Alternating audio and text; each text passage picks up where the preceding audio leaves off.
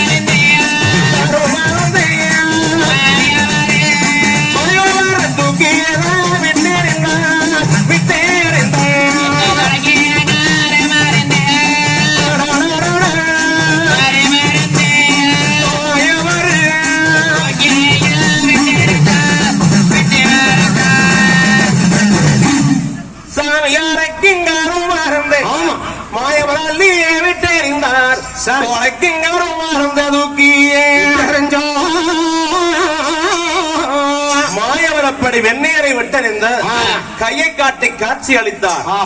அப்படி காட்சி அளிக்கின்ற பொழுது ஆனால் இந்த உலோகத்திலே 14 லோகத்திலையும் 33 கோடி தேவர்களுக்கும் அறிக்கையாச்சு. 48,000 விசிதமானவர்களுக்கு அறிக்கையாகுது.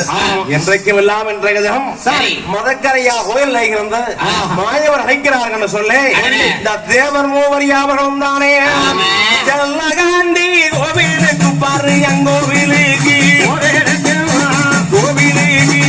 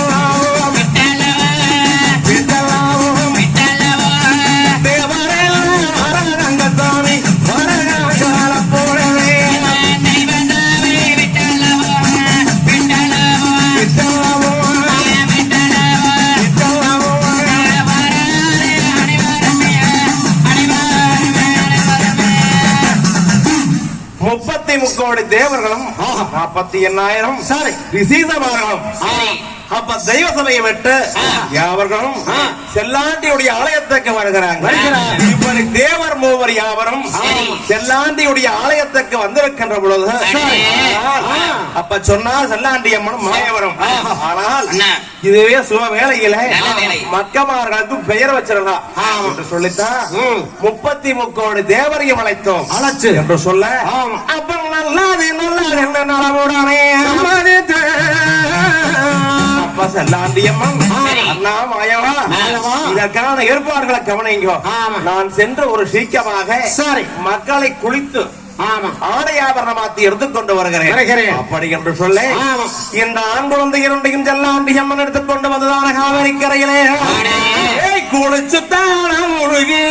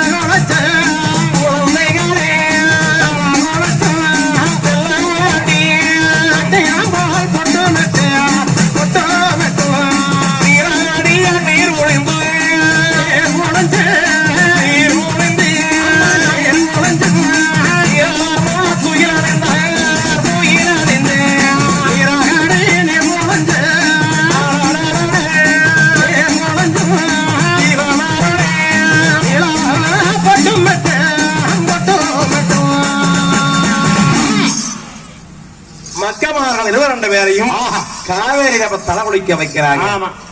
குளித்த தலைமுடிக்கு குங்குமா பொட்டங்கள் வச்சு ஆனால் நீராடி நீர் முடிஞ்சு நீதி உள்ள காலான சாமிகளுக்கு அப்ப நீலவர்ண துயர் அடைகிறாங்க. துயரானது அடைந்து அப்ப செல்லாண்டியம்மன் அந்த மதக்கரியா கோவில்தானே மக்களான கொண்டு வந்து அமர வைக்கிறாங்க.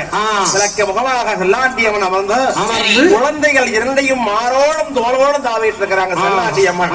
அப்போ இந்த குழந்தைகளுக்கு பேரு வச்சிடலாம் சொல்லி 33 தேவர்களும் சூழ்ந்திருக்கீழே எங்க ஏழ பிரதேசியம் பெறமாயவர்தானே குழந்தைக்கு பேரு வைக்கிறதுக்கு சாமி அந்த தேங்காயோட சுவச்சு